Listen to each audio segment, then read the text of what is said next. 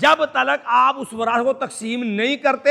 یا تو سب کی رضامندی شامل ہونی چاہیے، اگر رضامندی نہیں ہے تو جتنا عرصہ آپ ان کا حق استعمال کرتے ہیں اس کا مارکیٹ ویلیو کے مطابق اس کا پورا حساب لگایا جائے، اس کا جو ہے وہ کرایہ لگایا جائے، اور اتنا کرایہ اتنا عرصہ جتنا دیر آپ نے ناحق ان کا مکان استعمال کیا ہے اس کا رینٹ جو ہے وہ ان کو دیا جائے، وگرنہ آپ حرام کھانے والے ظالم ہیں۔ دنیا کے اعتبار سے تو ممکن ہے آپ لوگوں کو جھوٹا کر لیں کہ میں مالک ہوں، قاضی کا فیصلہ میرے حق میں ہے، اس کے پاس بولنے کی دلیل نہیں رہ جائے گی، لیکن عند اللہ آپ مجرم ہیں، رب کے ہاں وہ آپ کا حق اور حصہ نہیں بنتا۔ تو جو مردوں سے ناقص ہو اس کا حکم مردوں والا ہوتا ہے، جس کے اعضاء کی مشابہت عورتوں کے ساتھ ہو اس کا حکم عورتوں والا ہوتا ہے۔ یہ جو ہمارے ہاں معاشرے کے اندر ایک باقاعدہ جو ہے پیشہ ور جو ہیں یہ ہجرے اور مخنث ہیں، یہ بدترین ظلم ہے اور ملعونیت کا حصہ ہے۔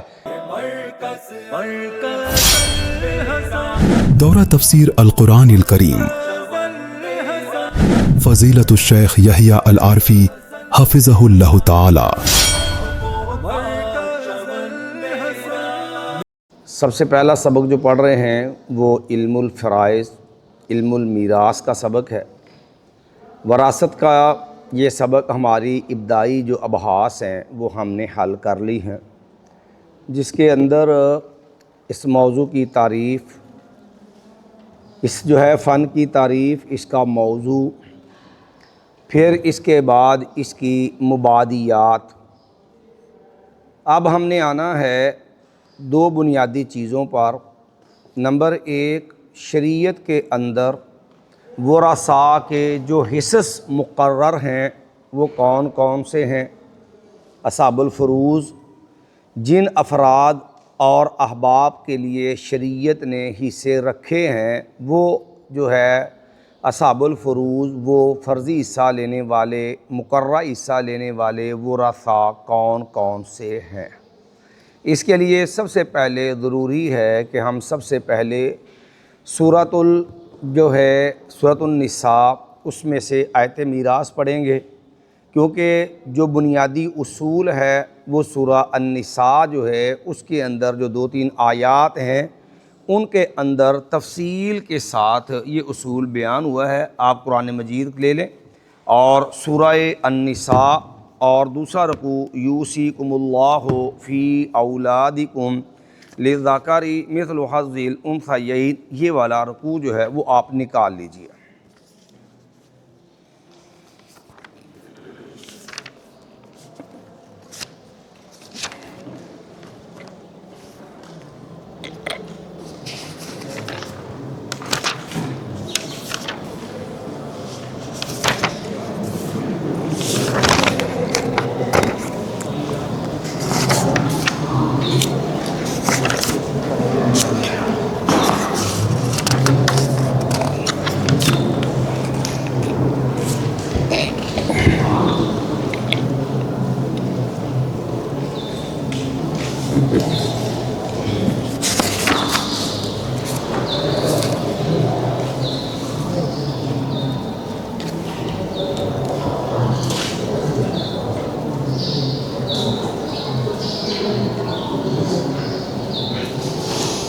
چلیے جی،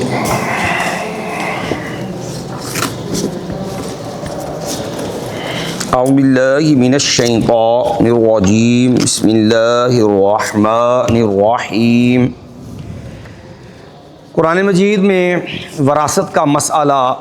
جو بیان ہوا ہے اس کے اندر سب سے پہلے سورہ النساء ہے، اور سورہ النساء جو ہے اس کی آیت نمبر 11 ہے۔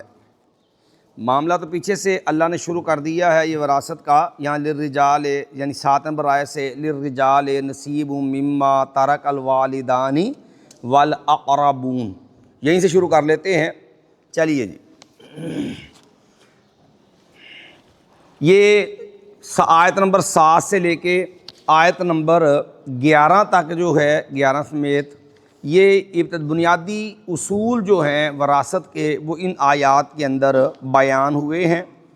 پھر اس کے بعد دوسری آیت جو وراثت سے متعلقہ ہے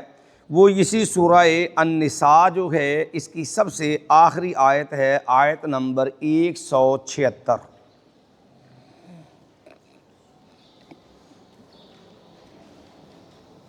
اسی طرح نبی کریم صلی اللہ علیہ وسلم نے جو ہے مکہ کے مدینہ میں جا کر کے مواخات مدینہ کے ذریعے مہاجرین اور انصار کے اندر جو بھائی چارہ قائم کیا ہے، جس کے نتیجے کے اندر وہ ایک دوسرے کی ابتدا کے اندر وارث بھی تھے۔ پھر اللہ رب العالمین نے یہ معاہدہ حلف کا جو وراثت کا سلسلہ ہے وہ ختم کر کے یہ حکم جاری کر دیا، وَأُولُو الْأَرْحَامِ بَعْضُهُمْ أَوْلَىٰ بِبَعْضٍ، کہ قرابت دار قریبی رشتہ دار ان میں سے بعض کے جو ہیں وہ زیادہ حقدار ہیں۔ اس لیے جو ہے یہ حکم جو ہے سورہ انفال کے اندر بھی موجود ہے اور سورۃ الاحزاب کے اندر بھی ہے، جہاں اللہ نے فرمایا النبی اولیٰ بالمؤمنین من انفسہم وازواجہ امہاتہم، اس الارحام بعض اولیٰ ببعض جو ہے۔ تو اس لیے جو ہے پہلے اس آیت کو ہم پڑھتے جائیں گے، اس آیت کو پڑھنے کے ساتھ ہمیں ورثاء کا تعین بھی ہوتا جائے گا، اور دوسرے نمبر پر جو حصص ہیں ان کی بھی پہچان ہوگی۔ پہلے آیت پڑھنے کے بعد پھر انشاءاللہ اس کو ہم جو ہے وائٹ بورڈ کے اوپر حصص بھی لکھیں گے اور حصص کے ساتھ ساتھ ورثاء جو ہیں وہ بھی لکھیں گے۔ آپ کے کرنے کا جو کام ہے ان میں سے ایک بنیادی کام یہ ہے کہ جو طلبہ حفاظ ہیں، حافظ قرآن ہیں، یقینی بات ہے ان کو تو یہ آیات زبانی یاد ہیں، لیکن جو طلبہ حفاظ نہیں ہیں ان سے ایک گزارش اور التماس ہے کہ یہ رمضان کا اوقات ہمارے قرآن کے ساتھ زیادہ مضبوط اور بہتر ہونے چاہیے، اور اس کے لیے ضروری ہے کہ کم از کم ایک طالب علم کو دلائل کے ساتھ جو ہے وہ مسائل کو سمجھنا ہے۔ اس لیے وراثت کے مسائل کی بنیاد یہ سورہ النساء کی آیات ہیں۔ اس لیے آپ نے اس رکوع کو کہہ لیں پورے کے پورے، بلکہ رکوع سے پیچھے جو آیات ہیں دو، آپ نے اس کو اچھی طرح جو ہے زبانی یاد کرنا ہے تاکہ ہر حصہ اور اس کی دلیل آپ کو زبانی یاد ہو۔ چلیے اعوذ باللہ من الشیطان الرجیم، للرجال نصیب مما ترک الوالدان والاقربون، یہ سورہ النساء ہے، آیت نمبر 7 ہے۔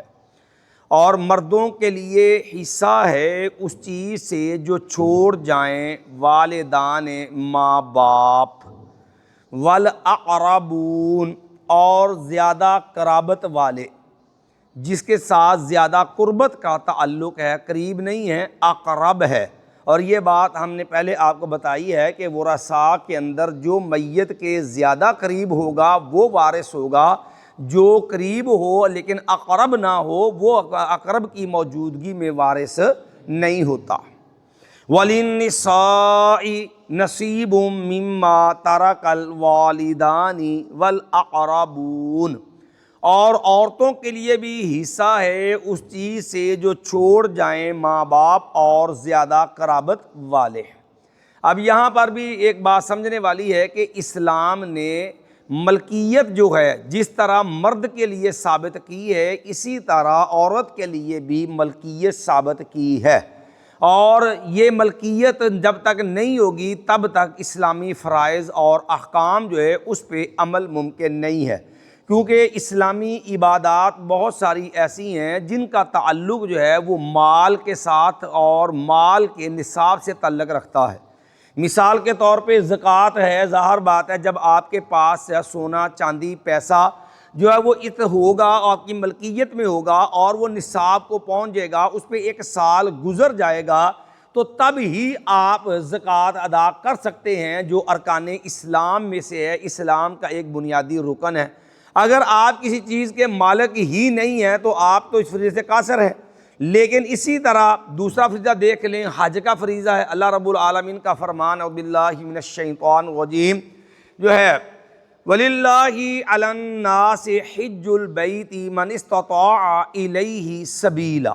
اور اللہ کے لیے لوگوں کے ذمے بیت اللہ کا حج کرنا ہے جو اس کی طرف جو ہے وہ سفر کی طاقت رکھتا ہے۔ اور یہ طاقت کے اندر دو چیزیں آتی ہیں، جہاں جسمانی طاقت ہے وہیں زاد راہ جو ہے وہ بھی ضروری ہے، اور عورت کے لیے ساتھ محرم کا ہونا بھی شرط ہے۔ بندہ سفر کی طاقت رکھتا ہے اور اس کے پاس زاد راہ موجود ہونا ضروری ہے، سفر کا سامان، سفر کی ضروریات اس کے پاس ہونا ضروری ہے، اور اگر یہ ہوں گی تو لامحالہ اس پہ حج فرض ہے۔ اگر اس پاس بیچارے وسائل ہی نہیں ہیں تو یہ ساری زندگی حج بھی نہیں کر سکتا۔ تو یہ بات ہم نے اس لیے کہی ہے کہ یہ سوشلزم جو ہے اور کمیونزم، جو آپ کو ہم نے پہلے بھی ایک دفعہ بتایا تھا کہ جو روس کے اندر ایک عرصے تک نافذ رہا، پھر روسیوں نے بغاوت کی اور بالآخر یہ نظام جو ہے وہ برباد ہوا۔ اس کے اندر جو ہے جتنا بھی اثاثہ سرمایہ ہوتا ہے وہ سارے کا سارا ریاست کی ملکیت ہوتا ہے، اس میں نہ مکان آپ کا، نہ دکان آپ کی، نہ کاروبار آپ کا، آپ کو حکومت ریاست کی ذمہ داری ہے، آپ کو روٹی کپڑا مکان آپ کی ضرورت دے، آپ کی جو ہے وہ میڈیسن معاملہ کرے، باقی کچھ بھی آپ کی ملکیت نہیں ہے، جس کے نتیجے میں نہ آپ ساری زندگی زکوٰۃ والا فرض ادا کر سکتے ہیں، نہ آپ حج کر سکتے ہیں، نہ آپ کو دیگر جو ہے وہ فرائض جو ہے وہ جو آپ کے مال ہو اس کے نتیجے کے اندر صدقہ خیرات فی اموالہم حق معلوم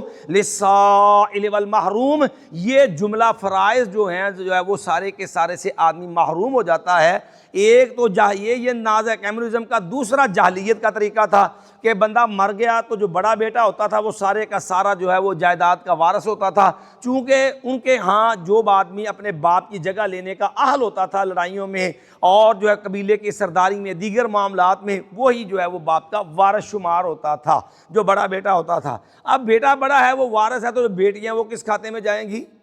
جیسے آج بھی ہندوازم کے اندر جو ہے وراثت یا ان کا معاملہ جو رکھا ہے ان کے اندر بیٹوں تک وہ ہے، لیکن بیٹیوں کے اندر کسی قسم کی وراثت کا معاملہ نہیں ہے۔ اسی طرح آپ رافضی مذہب کو دیکھ لیں، رافضی مذہب کے اندر اگرچہ ان کے ہاں اپنے ائمہ کے اقوال دین ہے اور اس کی بنیاد پر وراثت کے قائلین ہیں، لیکن وراثت کے اندر اگرچہ وہ عورت کو وارث مانتے ہیں، لیکن عقار جو جائیداد غیر منقولہ ہے، اصول کافی وغیرہ اٹھا لیں، ان کی جو ہے سیاربا وغیرہ، ان کے اندر بھی یہ بات واضح ہے کہ عورت جائیداد غیر منقولہ جو ہے اس کی وارث نہیں ہوگی۔ بھئی عورت جو ہے وہ جائیداد غیر منقولہ کی وارث کیوں نہیں ہوگی، جبکہ قرآن یہ بات کہتا ہے وَلِلنِّسَاءِ نَصِیبٌ، اور عورتوں کے لیے حصہ ہے مما، اس چیز سے تَرَکَ الْوَالِدَانِ وَالْأَقْرَبُونَ، اس مال میں سے جو چھوڑ گئے ماں باپ اور زیادہ قرابت والے، مما قل منہ او کثر،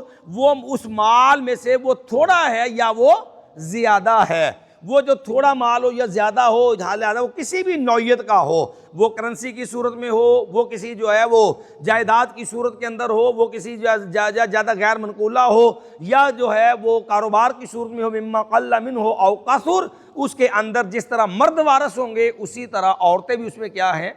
وارث ہیں۔ اور یہ بات آپ کو ہم نے بتائی تھی کہ ایک طرف ان لوگوں کو جو عام طور پر ان لوگوں نے انکار حدیث کے جتنے منکرین حدیث ہیں وہ سب، اور بالخصوص روافض، اپنے باطل نظریات کی خاطر عام طور پر باغ فدق کا مسئلہ اٹھاتے ہیں اور پھر کہتے ہیں ماں فاطمہ کو باغ فدق نہیں ملا۔ آج جو کوجی حدیثیں ہیں جو ہے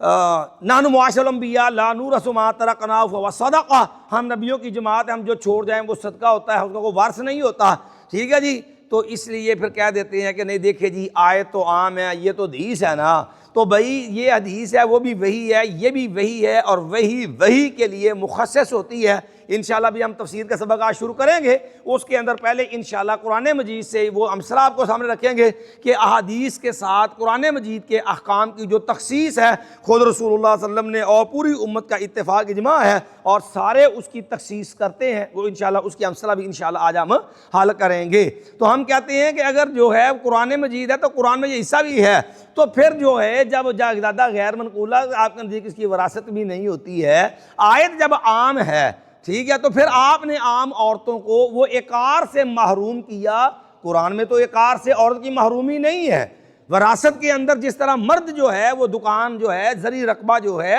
یا پلازہ ہے، جو بھی جائیداد غیر منقولہ، جس طرح مرد اس کا وارث ہے، عورت بھی وارث بنتی ہے۔ تو آپ نے قرآن مجید کی آیت کے عموم کو خاص کیا، کس آیت سے کیا، اس آیت کی نشاندہی کیجئے۔ وہ ظاہر ایسی کوئی آیت موجود نہیں ہے، تو اس لیے جو ہے یہ آیت جو ہے یہ روافض میں خلاف بھی ہے، اور یہ سوشلزم جو ہے، یہ جو کمیونزم نظام ہے اس کو بھی باطل کرتی ہے، اور اسلام کا یہ معاملہ واضح کرتی ہے کہ اسلام مرد اور عورت دونوں کو ملکیتی حقوق جو ہے وہ دیتا ہے، اور دونوں کو جو ہے وہ وارث قرار دیتا ہے، مرد کو بھی اور عورت کو بھی۔ نصیبا مفروضہ، مقرر کردہ حصہ، طے شدہ حصہ، نصیباً حصہ، مفروضہ مقرر کیا ہوا۔ اب یہ بابی الفاظ میں واضح ہو گئی، طے ہو گئی بات کہ قرآن مجید کے اندر اللہ نے یہ حصے طے کر دیے ہیں۔ جب یہ حصے طے کر دیے ہیں تو ان حصوں کو اسی انداز میں تقسیم کرنا یہ فرض ہے۔ امتیوں میں سے کسی کو حق نہیں ہے کہ وہ اپنی مرضی کے ساتھ کسی حصے میں رد و بدل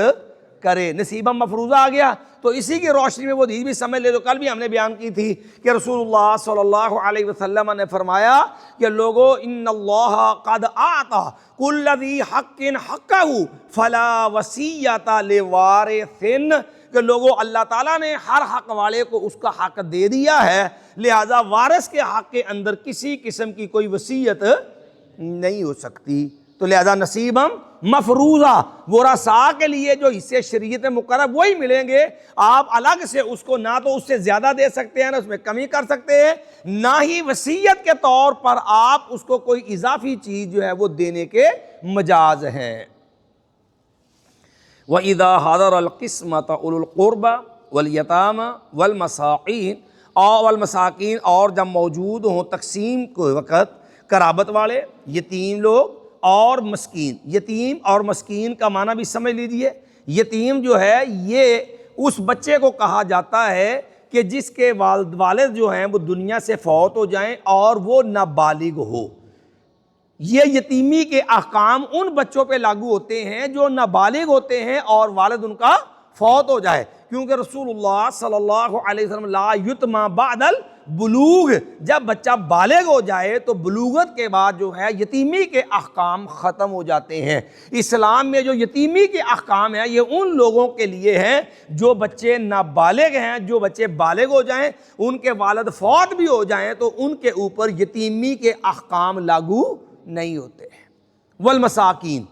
اور مساکین یہ بھی لفظ سکون سے بنا ہے، چونکہ مسکین بندے کو، مسکین جو ہے اس کو کہتے ہیں جس کے جو ہے معاشی ذرائع کمزور ہوں اور اس کے جائز اخراجات جو ہیں اس کی آمدن سے زیادہ ہوں۔ اب لا محالہ جس بیچارے کے پاس جو وسائل کی کمی ہوگی، اب وہ بیچارہ کیا کرے گا؟ اب ظاہر ہے وہ تو دائیں بائیں آگے پیچھے جانے سے محروم ہے، تو گویا کہ اس کی کمزوری، اس کی جو ہے وہ قلت نفقہ، اس نے اس کو جو ہے سکون روک رکھا ہے، وہ اس کی وجہ سے ٹھہرا ہوا ہے، وہ دائیں بائیں اور آگے پیچھے زیادہ چلنے کا اہل نہیں ہے۔ تو جو ہے مسکین ایسے افراد کہا جاتا ہے جن کی معاشی ضروریات زیادہ ہیں اور معاشی وسائل جو ہیں وہ تھوڑے ہوں، کم ہوں، ان کا جو ہے جائز ضرورت سے پوری نہ ہوتی ہوں۔ فَارْزُقُوهُم مِّنْهُ، تم دو ان کو اس سے۔ تو یہ بطور جو ہے وہ نفلی طور پہ ان کا کچھ نہ کچھ ان کو دینے کا حکم ہے، اور یہ چونکہ وراثت میں حصے دار تو نہیں ہے لیکن ہمدردی کے طور پہ ان کے لیے اس نے حصہ رکھا ہے۔ وَقُولُوا لَهُمْ قَوْلًا مَّعْرُوفًا، اور تم کہو ان کو اچھی بات، ڈانٹنا نہیں ہے، جھڑکنا نہیں ہے، گالم گلوچ ان کے ساتھ بدتمیزی والا کو رویہ نہیں ہونا چاہیے، ان کو جو آپ نے کہنا ہے تو وہ بھی اچھی بات۔ مایا وَلْيَخْشَ الَّذِينَ لَوْ تَرَكُوا مِنْ خَلْفِهِمْ ذُرِّيَّةً ضِعَافًا خَافُوا عَلَيْهِمْ، اور چاہیے کہ ڈریں وہ لوگ، لو تَرَكُوا، اگر وہ چھوڑ جائیں، من خلفہم اپنے پیچھے، ذُرِّيَّةً ضِعَافًا کمزور بچے، خَافُوا عَلَيْهِمْ تو یقیناً وہ ڈرتے ہیں ان پر، یعنی جس طرح ان کو اپنے بچوں کے معاملے میں ڈر ہے کہ اگر ہمارے بچے جو ہیں وہ جو ہے نہ سمجھ چھوٹے ہوں گے اور ہمارا ترکہ اثاثہ بچے گا تو ایسا نہ ہو کہ کوئی اور اس کو ہڑپ کر لے، کوئی اور اس کو لے جائے، جس طرح اپنے بچوں کے معاملے میں ان کے حقوق کا ان کو خدشہ ہے، انہیں چاہیے کہ دیگر لوگ جو ہیں ان کا جو مال ہے، ان کے جو کمزور بچے ہیں، ان کے حق میں بھی ان کو چاہیے کہ اللہ سے ڈرنا چاہیے۔ فَلْيَتَّقُوا اللَّهَ، پس چاہیے کہ وہ اللہ سے ڈریں، وَلْيَقُولُوا قَوْلًا سَدِيدًا، اور ان کو چاہیے کہ وہ سیدھی بات کہیں۔ إِنَّ الَّذِينَ يَأْكُلُونَ أَمْوَالَ الْيَتَامَى ظُلْمًا، بے شک وہ لوگ جو کھاتے ہیں یتیموں کا مال ظلم کے طور پہ، ظلمن نہ حق جو یتیموں کا، یہ مسئلہ اس لیے بڑا اہم ہے کہ ہمارے معاشرے کے اندر بھی یہ ظلم ہے کہ لوگ وراثت جو ہے اس کو تقسیم نہیں کرتے اور یہ نہیں جانتے کہ ہم کتنے بڑے جو ہے وہ حرام خوری کے مرتکب ہیں۔ ایک مرنے والا مر گیا، اب اس کی جتنی بھی چھوڑی ہوئی جائیداد ہے، وہ گھر مکان ہو، وہ دکان ہو، اور اس کے علاوہ اس کی کوئی پراپرٹی ہو، وہ اب جتنے بھی ورثاء ہیں، چھوٹے بچے سے لے کے بڑوں تک، مردوں سے لے کے عورتوں تک، ٹھیک ہے، یہ سب کا اس کے اندر حصہ ہے۔ اگر آپ ان کی رضامندی کے بغیر، یہ نہیں ہے کہ ان کو ہم نے پیغام دے دیا، ہم نے کہہ دیا، کہنا نہیں ہے، پیغام دینا نہیں ہے، یہ ان کا حق ہے، اب آپ اس کے اکیلے مالک نہیں ہیں۔ مثال یوں لے لیجئے کہ ایک مکان ہے، وہ مرنے والا مر گیا اور وہ 4 بھائی ہیں، ایک وہاں والدین کے ساتھ بیٹھا ہوا ہے، 3 باہر ہیں، خواہ وہ اپنے مکان میں ہیں، خواہ وہ کرائے کے مکان میں ہیں، وہ باقی باہر بیٹھنے والے معاشی طور پہ کمزور ہیں یا وہ مضبوط ہیں۔ اسلام نے یہ بات نہیں دیکھنی ہے، اسلام دیکھنا وہ حق جو اس کا ہے، وہ 3 بھائی اس میں حصے دار ہیں۔ جن بہنوں کی شادیاں ہو گئی ہیں، جو اپنے خواندوں گھر میں ہیں، باپ ان کا فوت ہو گیا، وہ بھی اس مکان میں حصے دار ہیں۔ تو یاد رکھیے، جب آپ ان سے ان کی رضامندی کے بغیر جو ہے، جب آپ اس کے اندر بیٹھے ہیں، تو آپ نہ حق جو ہے تمام ورثاء کے حصے پہ قابض ہیں اور ظلمن ان کا حصہ کھا رہے ہیں۔ جب تلک آپ اس وراثت کو تقسیم نہیں کرتے،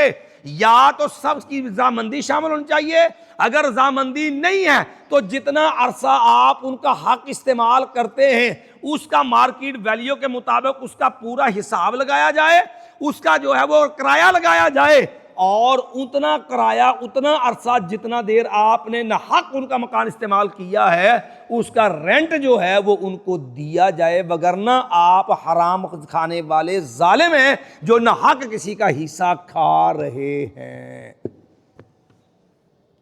اتنے جی امی نے کہا جی تقسیم نہیں کرنی جائیداد، کر لیں گے بعد دے اندر، ماں کو بسا اوقات ترس آتا ہے، میرے بچے اب کرائے پہ جائیں گے، اب جس 2 بیٹے بیٹھے ہیں ان کی فکر ہے، جو بیٹیاں ہیں جس باپ کے یہ بیٹے ہیں جن کے ساتھ ماں بیٹھی ہے، تو وہ بیٹیاں جو ہیں وہ بھی تو اسی باپ کی اولاد ہیں۔ جو بھائی گھر کے اندر ہے، اگر یہ ماں اس باپ کے بچے ہیں، تو جو مکان سے باہر بیٹھے ہیں وہ بھی تو اسی باپ کے بچے ہیں۔ جی آپ کو سوال کرنے لگے۔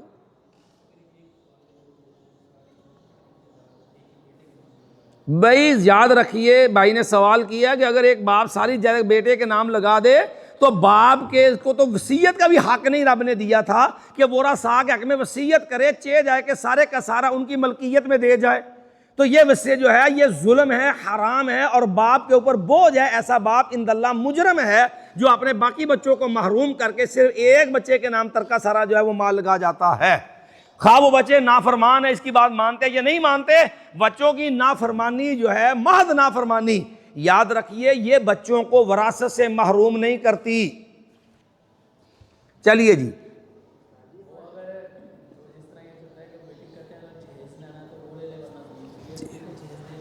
بھائی نے اگلا سوال کر دیا کہ یہاں پر ایک ہمارے معاشرے میں ایک مسئلہ یہ آتا ہے کہ ایک ہمارے ہاں لوگ کہہ دیتے ہیں بیٹیوں کو، بھئی دیکھو یا جہیز لے لو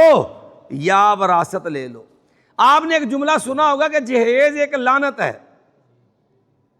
یہ جو جملہ ہے نا، جہیز ایک لعنت ہے، یہ اسی سوچ اور اسی فکر کا رد عمل ہے۔ یہ اصل میں سوچ ہے ہندوانہ۔ ہندوؤں کے ہاں عورت کی شادی ہوتی ہے حق مہر کی جو اس کے اوپر جو ہے یہ جہیز کے اوپر، اور سب سے پہلے جہیز کا معاملہ ہوتا ہے، جہیز طے ہوتا ہے، جتنا جہیز اعلیٰ اتنی عورت عزت سے، جتنا جہیز کمزور اتنی عورت کمزور، اور ان کے ہاں عورت کے لیے وراثت میں حصہ نہیں ہے۔ ہمارے جو بر صغیر کے اندر بھی یہ جو 70-75 سال رہے ہیں نا ہندوؤں کے ساتھ، اندر کا ہندو آج بھی زندہ باد ہے، اگرچہ اوپر سے مسلمان ہے، شادی بیاہ غمی خوشی ان میں ہندوانہ رسومات اسی طرح جو ہے وہ زندہ کھڑی ہوتی ہیں۔ تو اس لیے یہ جو انداز ہے کہ وراثت لے لو یا جہیز لے لو، یہ جو ہے حرام ہے۔ ایسا جہیز جو ہے وہ بھی لعنت ہے جو شرعی فریضے کو باطل قرار دیتا ہے۔ ایسی رسم و رواج، ایسا جو ہے وہ انداز جو شرعی فریضے کو باطل قرار دیتا ہے، شرعی فریضے کو کالعدم کرتا ہے، یاد رکھنا ایسی رسم و رواج بھی جو ہے ملعون اور حرام عمل ہے۔ اس لیے وراثت سے حصہ ملے گا ہاں وہ آپ وراثت کا معاملہ اس کو جو ہے وہ سامان کسی لینے جاتی وہ لے جائے، وہ وراثت اپنی مکان لے بنتی ہے اس کو مکان دے دو، جو بنتا ہے اس کے حق میں اس کو دے۔ یہ نہیں ہے کہ وہ کہے میں نے اپنا مکان رکھنا، آپ کو نہیں تو پیسے چو کسی مکان آپ رکھنا ہے، جو جس کا جتنا حصہ ہے وہ باہمی رضامندی سے معاملہ ہونا چاہیے۔ تو اس لیے جو ہے یہ جو ناحق مال کھاتے ہیں، ماں کو ترس آتا ہے بچوں کے اوپر، یہ ایک بھائی ہوتا ہے وہ قابض ہو کے بیٹھ جاتا ہے، ویکھاں گے میں وہ کہڑا لیندا ہے، ویکھ لو کو جو لے سکتا ہے وہ لے لے ہم سے، بھئی تم سے یہ نہیں لے سکتے نہ لیں۔ کائنات کا رب تو لینے والا ہے نا، انصاف تو کرنے والا وہ رب تو ہے نا، وہ تو ہی کرے گا، انصاف کر کے دے گا نا۔ تو اس لیے کوئی ظالم جابر جبرن بیٹھا ہے یا کوئی ماں کی آڑ شیلٹر سے بیٹھا ہے تو یاد رکھیے کوئی جو ہے امیر ہے یا غریب، جو بھی ظلم سے یتیموں کا حق مال کھاتا ہے، انما یأکلون فی بطونہم نارا، یقیناً وہ کھاتے ہیں، ڈالتے ہیں اپنے پیٹوں کے اندر آگ، ٹھیک ہے، کیونکہ حرام مال کو شریعت نے اسی طرح کا جہنم کی آگ ہے، بالکل اسی طرح آپ اس کو سمجھ لیں۔ قرآن نے نبی علیہ السلام بھی یہی بات اس انداز سے ہے کہ حرام مال آپ اپنے پیٹ میں جہنم کے انگارے ڈال رہے ہیں، اسی لیے آپ نے من شاء فلیستقل من شاء فلیستکثر، اب جو ہے جس کو جو چاہتا ہے وہ زیادہ ڈال لے یا جہنم کی آگ پیٹ میں جو چاہتا ہے کم ڈال لے۔ جیسے نبی علیہ السلام نے فرمایا تم میں سے کوئی میرے پاس اپنا کیس لے کے آتا ہے، ان بعضکم الحن بحجتہ من بعض، ان میں سے بعض سے زیادہ جو ہے وہ تیز ترار ہوتا ہے، اگر میں کسی کی تیز تراری کے اس کے حق میں فیصلہ دے دیتا ہوں تو فإنما اقطع له قطعة من النار، سمجھو میں نے اس کو جہنم کی آگ کا ایک انگارہ کاٹ کر کے دیا ہے، یعنی میں محمد صلی اللہ علیہ وسلم کا فیصلہ جو ہے وہ بھی اس کے لیے اس مال کو حلال نہیں کر سکتا۔ تو معلوم ہوا قاضی کی قضات، سمجھے، جو کہتے ہیں کاغذ اپنے نال والیں گے جی، باروں بار کاغذ سیدھے کروا لیے، جھوٹے مقدمے کر کے معاملہ کر لیا۔ یاد رکھیے اسلام کا یہ قانون بھی سمجھ لیجئے، قاضی کا فیصلہ رب کے حرام کو حلال نہیں کر سکتا۔ اس لیے قرآن نبی علیہ السلام کی یہ حدیث جو صحیح بخاری کے حوالے سے ہم نے پڑھی ہے کہ رسول اللہ نے فرمایا کہ فَإِنَّمَا أَقْطَعُ لَهُ قِطْعَةً مِّن نَارٍ، یہ حدیث دلیل ہے کہ قاضی کی قضا، جو قاضی فیصلہ کرتا ہے وہ ظاہر میں تو نافذ ہوتا ہے، باطن میں نافذ نہیں ہوتا۔ دنیا کے اعتبار سے تو ممکن ہے آپ لوگوں کو جھوٹا کر لیں کہ میں مالک ہوں، قاضی کا فیصلہ میرے حق میں ہے، اس کے پاس بولنے کی دلیل نہیں رہ جائے گی، لیکن عند اللہ آپ مجرم ہیں، رب کے ہاں وہ آپ کا حق اور حصہ نہیں بنتا۔ اگرچہ احناف جو ہیں اس مسئلے کے اندر جمہور امت کے خلاف ہیں، حنفیوں کے نزدیک جو ہے قاضی کی قضا جو ہے وہ ظاہر میں بھی نافذ ہوتی ہے اور باطن میں بھی نافذ ہوتی ہے، لیکن احناف کا یہ مسئلہ رسول اللہ صلی اللہ علیہ وسلم کی اس حدیث کے صریحاً خلاف ہے، اس لیے ان کا یہ موقف جو ہے وہ باطل ہے۔ چلیے جی، وَسَيَصْلَوْنَ سَعِيرًا، اور عنقریب وہ داخل ہوں گے بھڑکتی ہوئی آگ میں۔ یوصیکم اللہ فی اولادکم، اوصا یوصی اس کا معنی وصیت کرنا بھی ہوتا ہے، اور یہ لفظ پختہ اور تاکیدی حکم کے لیے بھی استعمال ہوتے ہیں، اس لیے اس کا ترجمہ کر رہے ہیں یوصیکم اللہ، اللہ جو ہے وہ پختہ حکم دیتا ہے تم کو جو ہے فی اولادکم، تمہارے بچوں کے بارے میں۔ یہ بات بھی ہم نے جب آپ کو جو ہے کچھ مبادیات جو ہے وراثت کے حل کروائیں تو بتایا تھا کہ اولاد ولد کی جمع ہے، اولاد کے لفظ کے اندر بیٹے اور بیٹیاں دونوں شامل ہوتے ہیں، اس لیے جب بھی وراثت کا میراث کا مسئلہ آئے تو اس میں یہ جو ہے میت کے ورثاء کی وضاحت کے ساتھ ساتھ یہ وضاحت لینا ضروری ہے کہ اس میت کے بیٹے کتنے ہیں اور بیٹیاں کتنی ہیں۔ چلیے جی، یوصیکم اللہ فی اولادکم، اللہ پختہ حکم ہے تم کو تمہاری اولاد کے بارے میں، للذکر مثل حظ الانثیین، مذکر کے لیے دو مؤنثوں کے حصے کے بقدر ہے۔ اب یہاں بھی ہمارے معاشرے کے اندر اسلام دشمن طبقہ اور ملحدین اور اسی طرح جو ہے وہ کفار کی NGOs جو عورتوں کے حقوق کے نام پہ اسلام کے اندر رخنہ اندازی اور بے راہ روی کو فروغ دینے والے ہیں، وہ لوگ ایک یہاں پہ ایشو اٹھا دیتے ہیں، دیکھو جی اسلام میں ظلم ہے، عورت کے ساتھ ناانصافی ہے، عورت کو حصہ آدھا ملا ہے، مرد کو حصہ ڈبل ملتا ہے، برابری نہیں ہے، انصاف نہیں ہے، عورت کے ساتھ ظلم ہے۔ یاد رکھیے یہ اسلام کے وہ اصول ہیں جو الحمدللہ فطرت کے عین مطابق ہیں. عورت کے ساتھ کسی قسم کا یہ ظلم نہیں ہے. اگر آپ عورت اور مرد کی ذمہ داریوں کو سامنے رکھیں تو سب سے پہلے یہ بات ملحوظ رکھیں کہ شادی نکاح کا مسئلہ آنا ہے تو یاد رکھیے مرد نے حق مہر دینا ہے، حق مہر مرد کے ذمے ہے. عورت نے پیسے لینے ہیں، دینے نہیں ہیں. مرد نے شادی نکاح کرنے کے لیے بھی عورت کو بطور حق مہر جو ہے وہ عوض معاوضہ دینا ہے، اس سے لینا نہیں ہے. پھر بیوی بننے کے بعد الرجال قوامون علی النساء بما فضل اللہ بعضهم علی بعض وبما انفقوا من اموالهم، اور جو ہے مرد جو ہیں وہ عورتوں پہ قوام ہیں، نگران ہیں. قوام وہ فرد جو خود بھی سیدھا ہے اور اس نے پورا نظام سیدھا رکھنا ہے. گھر کی حکمرانی سربراہی اللہ نے مرد کو دیا، گھر کا قوام بنایا جو نظام کو چلائے، سیدھا رکھے. یہ آیت یہ اس بات کی بھی دلیل ہے کہ جو نظام کنٹرول حکومت گھر کی نظام کی ذمہ داری اللہ نے مرد کی رکھی ہے. یہی وجہ ہے کہ رسول اللہ صلی اللہ علیہ وسلم نے فرمایا لن یفلح قوم ولو امرہم امرأۃ، لوگوں وہ قوم کبھی بھی فلاح نہیں پا سکتی جنہوں نے اپنا سربراہ جو ہے وہ عورت کو بنا رکھا ہے. اس لیے جو ہے ہمارے ہاں یہ ایک مسئلہ آ جاتا ہے عورت کی حکمرانی کا، وہ بے نظیر کے دور میں مسئلہ اٹھا، وہ ہمارے ہاں آج کل جو ہے یہ محترمہ جو پنجاب میں مسلط ہے ان کی وجہ سے بھی یہ مسئلہ سامنے آتا ہے کہ ان کی حکومت جو ہے وہ شرعی اعتبار سے کیسی ہے. یاد رکھو اس جو ہے یہ حکومت شرعی اعتبار سے تو عورت حکمرانی کی اہل ہی نہیں ہے، لیکن چونکہ جو نظام ہمارے ہاں رائج جمہوری اس کی وجہ سے مسلط ہے، اور مسلط حکمران جو ہے وہ صحیح ہو یا غلط ہو تو بہر المعروف کے اندر اس کی اطاعت جو ہوتی ہے وہ فرض ہے، اس سے بغاوت جائز نہیں ہوتی. جی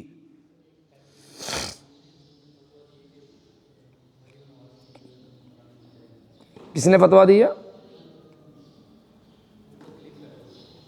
کوئی بات نہیں، بڑے بڑے ابن الوقت ہر دور میں مل جاتے ہیں، ٹینشن لینے کی ضرورت نہیں ہے.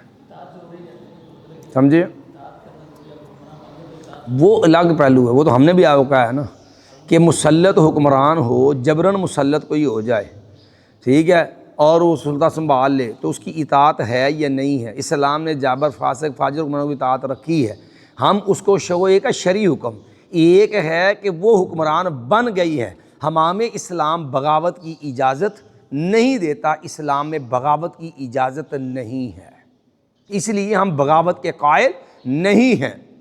چلیے جی، جس نظام کو جو نظام ہمارے اوپر مسلط ہے اس نظام نے ہی عورت کو رستہ دیا ہے ایوانوں تک آنے کا.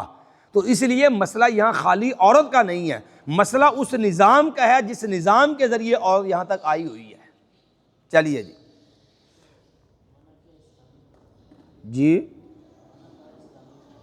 تو پھر کیا کریں؟ اسلامی حکومت منع ہے تو اب کیا کرنا چاہیے؟ اسلامی حکومت نہیں نا قائم ہے، اسلامی حکومت کے لیے ہماری کوششیں بھی تو ختم ہوئی پڑی ہیں. کرو نا کوشش، کون روکتا ہے؟ معاشرے کو سنوارے نا. ہم نے کل آپ کو یہ سارا اسلامی حکومت خلافت کا اسٹرکچر بھی پورا سمجھایا ہے، جب اخوانیت کی بات ہے، سلفیت اخوانیت کا فرق آپ کو بیان کیا کل.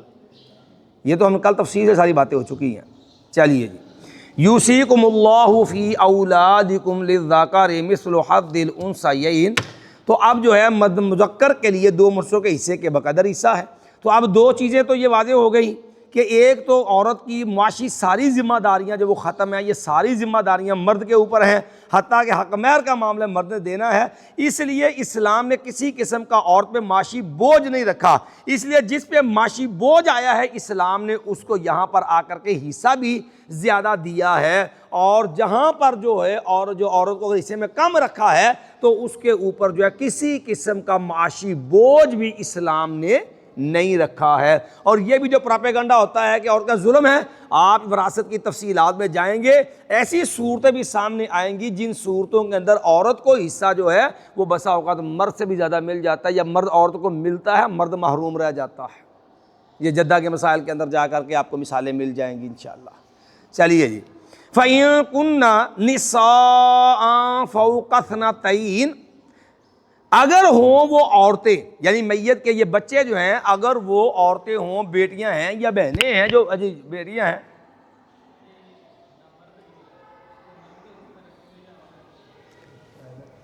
چلیے جی، ماضوی بھائی نے سوال کیا ہے کہ خنثی مخنث ہجڑا، ٹھیک ہے جی، جو ہے جو تخلیقی اعضاء جس کے ناقص رہ گئے ہیں ان کا شرعی حکم کیا ہوتا ہے؟ یاد رکھیے یہ ہمارے ہاں مسئلہ بہت لیدے ہوئی ہے ہمارے معاشرے میں، جس وقت 3 بڑی سیاسی جماعتوں نے کفر کے ایجنڈے کو پایا تکمیل تک پہنچایا، اور ٹرانس کہتے ہیں تبدیلی کو، جینڈر کہتے ہیں جنس کو، تبدیلی جنس کا قانون پاس کیا، اور اس کے لیے این جی اوز نے پوری یہ کارروائی کی کہ نون لیگ، پی ٹی آئی اور اسی طرح پیپل پارٹی، یہ تینوں جماعتیں ان کو برابر کا شریک رکھ کے یہ بل پاس کروایا، تاکہ جو ہے کوئی سیاسی جماعت اس ایشو پر دوسری جماعت کے خلاف کھڑی نہ ہو۔ پنجابی کہتے ہیں ہر ایک دوسرے کا کانا ہونا چاہیے کہ اس جرم میں سب برابر کے شریک ہیں۔ تو اس موقع پر یہ مسئلہ آیا جی، یہ کیا اس کی آڑ یہی چیز تھی کہ جناب اسلام کے اندر جو مخنث ہیں ان کے حقوق کدھر ہیں، ان کا حق کہاں جائے گا، معاشرے کے اندر ان کو ایک پروقار مقام ملنا چاہیے۔ یاد رکھیے یہ بھی جہالت کا نتیجہ ہے۔ اسلام کے اندر اللہ رب العالمین نے یہ بات واضح سمجھائی ہے کہ وَخَلَقَ مِنْهَا زَوْجَهَا بَثَّ مِنْهُمَا رِجَالًا كَثِيرًا وَنِسَاءً، جی اللہ تعالیٰ نے 2 ہی جنسیں پیدا کی ہیں، مرد اور عورت، مذکر اور مؤنث۔ یاد رکھیے یہ جو مخنث ہیں یہ انہی 2 جنسوں میں سے کسی ایک جنس کے اندر تخلیقی نقص کا نتیجہ ہے، یا وہ مردوں سے ہے تو اس کے اندر مردوں کے اندر اس کی تخلیقی جنس جو ہے وہ ناقص ہے، جس بنا پہ اس کے اعضاء کی مشابہت جو ہے وہ مردوں کے ساتھ ہے، تو وہ اس کا حکم مردوں والا ہے، اس کے جملہ احکام مردوں والے ہیں، اگرچہ وہ رجولیت سے محروم ہے۔ جیسے کل ہم نے آپ کو ایک ضمناً واقعہ بیان کیا صحیح مسلم سے معبور کا، جس کے اوپر سیدہ ماریہ قبطیہ رضی اللہ عنہ کے پاس آنے جانے کے سے لوگوں نے شبہ یا وسواس پائے تھے، اور نبی صلی اللہ علیہ وسلم نے اس کو جو ہے وہ قتل کرنے کے لیے بھیجا، تو جو ہے نبی علیہ الصلوۃ جو ہے سیدنا علی نے جب وہ پکڑا تو ما لم یخلق اللہ ما للرجال، کہ یہ بیچارہ تو جو ہے مردانہ جو ہے وہ اعضاء سے ہی محروم ہے، تو وہ بھی مرد شمار ہوتا تھا، اگرچہ وہ اس کے پاس وہ مردانہ صلاحیت معاملات نہیں تھے جو ایک کامل مرد کے پاس اللہ نے معاملات رکھے ہیں۔ تو جو مردوں سے ناقص ہو اس کا حکم مردوں والا ہوتا ہے، جس کے اعضاء کی مشابہت عورتوں کے ساتھ ہو اس کا حکم عورتوں والا ہوتا ہے۔ یہ جو ہمارے ہاں معاشرے کے اندر ایک باقاعدہ جو ہے پیشہ ور جو ہیں یہ ہجڑے اور مخنث ہیں، یہ بدترین ظلم ہے اور ملعونیت کا حصہ ہے، جو اللہ نے سورہ النساء میں بیان کیا نا۔ شیطان نے کہا تھا اللہ والا آمرنہم فلا یغیرن خلق اللہ۔ آج کل جتنے یہ جو ہے وہ ہجرے ہیں یہ زیادہ تر وہ ہیں جو کاروبار کے لیے اپنی جنس تبدیل کرتے ہیں۔ اس کے اندر یہ ان کے گرو جو ہیں یہ واجب جو ہے ان کو حکومت کو چاہیے کہ ان کو لٹکائیں پھانسی پہ۔ یہ خبیث جو ہیں کچھ لوگوں کو ان کے ساتھ دوستی ہوتی ہے، بدکاری اور غلط روش پہ یہ چلتے ہیں، پھر کیا ہوتا ہے جو نوجوان ان کی صحبت میں بیٹھتے ہیں تو کہتے ہیں نا صحبت سالے سالے کنند و صحبت تالے تالے کنند، کہ آپ نیکوں کی صحبت بیٹھو گے تو اچھی بات ملے گی، بروں کی بری۔ اس کے نتیجے میں یہ لوگ جب ان کی صحبت بیٹھتے ہیں پھر یہ ان کو اپنا اچھا نہیں جانتے، ان سے نفرت کرتے ہیں اور ان کو مجبور کرتے ہیں کہ یہ اپنے آپ کو مردانہ صلاحیت سے محروم کریں، پھر یہ آپریٹ کروا کر کے اپنی جنس بدلتے ہیں جو صریحاً حرام ہے، اور یہ ایک لعنتی عمل ہے۔ جیسے عبداللہ ابن مسعود کا لعن اللہ الواشمات والمستوشمات والمتنمسات والمتفلجات المغیرات خلق اللہ فلا یغیرن خلق اللہ۔ تو یہ جو ہمارے ہاں آج کل معاملہ ہے یہ طبی کمزوری نہیں ہے، یہ زیادہ تر جو ہیں وہ لوگ ہیں جو کاروباری ہیں، ہم جنس پرست ہیں، اور یہ خبیث محض کاروبار کے لیے اور گندی صحبت کے نتیجے کے اندر جو ہے تبدیلی جنس کا رستہ اختیار کرتے ہیں، اور اوپر سے قانون کے نام کے اوپر ایسی بے حیائی کا رستہ انہوں نے کھول رکھا ہے۔ تو خلاصہ کلام یہ ہے کہ یہ اصل میں 2 ہی جنسیں ہیں، نر یا مذکر اور مؤنث، یہ تیسری الگ سے جنس نہیں ہے۔ تخلیقی نقص کے نتیجے میں ان کا حکم جو ہے یا مردوں والا ہوگا یا عورتوں والا ہوگا، اور یہ بات میراث کے اندر آتی ہے، آگے جا کے آئے گی آخر میں، کہ جو خنثی مشکل ہے یعنی ایسا مخنث یا ہجڑا خواجہ سراج جس کے بارے میں کلیئر سمجھ نہیں آتی کہ اس کا حکم مردوں والا ہے یا عورتوں والا ہے، اس کے لیے بھی اہل علم نے کچھ علامات لکھی ہیں جس سے اس کا تعین جو ہے وہ ہونا آسان ہو جاتا ہے۔ چلیے جی، جلدی کرو یا پھر دوسرا سبق میں شروع کرنا، ابھی ہمارے اصول باقی ہیں۔ اچھا، فَإِن كُنَّ نِسَاءً، اگر وہ ہوں عورتیں فوق اثنتین، دو سے اوپر، فَلَهُنَّ ثُلُثَا مَا تَرَكْ، تو ان کے لیے 2/3 ہے اس کا جو اس نے چھوڑ دیا، مرنے والے نے چھوڑ دی۔ اب یہاں ایک مسئلہ، فَإِن كُنَّ نِسَاءً فَوْقَ اثْنَتَيْنِ، اگر وہ ہوں اگر ہوں عورتیں 2 سے اوپر، اب دیکھو 2 سے اوپر ہوں تو 16 ما ترک، 2/3 جو وہ چھوڑ گیا۔ وَإِن كَانَتْ وَاحِدَةً فَلَهَا النِّصْفُ، اور اگر وہ ایک ہی ہو تو اس کے لیے کتنا ہے؟ آدھا ہے۔ اچھا 2 سے اوپر ہو تو 2/3 ہے، ایک ہو تو آدھا، اگر 2 ہوں تو پھر اگر 2 ہوں تو پھر اس کے لیے کتنا حکم ہے؟ سورہ نساء کی آیت 176 نکالیے، آخری آیت سورہ نساء کی، سورہ النساء کی آخری آیت نکالیے۔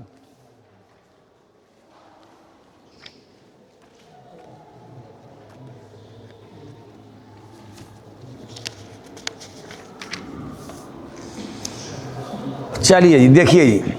یہ کلالہ کا مسئلہ ہے، اس کے اندر اللہ رب العالمین نے یہ معاملہ بھی واضح کیا ہے۔ مَا يَقُلِ اللَّهُ يُفْتِيكُمْ فِي الْكَلَالَةِ، کہہ دیجئے کہ اللہ تعالیٰ تمہیں فتویٰ دیتا ہے کلالہ کے بارے میں۔ کلالہ ایسی میت کو کہتے ہیں لا اصل لہ ولا فرع،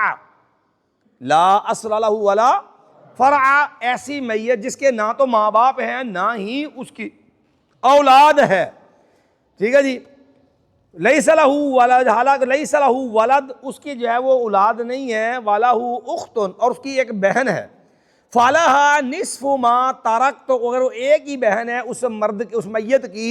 تو اس کی بہن کے لیے آدھا ہے اگر وہ اکیلی ہے۔ وَهُوَ يَرِثُهَا، اور وہ وارث ہوگا اس کا، إِن لَّمْ يَكُن لَّهَا وَلَدٌ، اگر اس کی اولاد نہیں ہے۔ فَإِن كَانَتْ اثْنَتَيْنِ، اگر وہ عورتیں، وہ بہنیں 2 ہوں، فَلَهُمَا الثُّلُثَانِ، تو ان کے لیے کتنا ہے؟ اب دیکھو یہاں 2 بہنوں کی بات آ گئی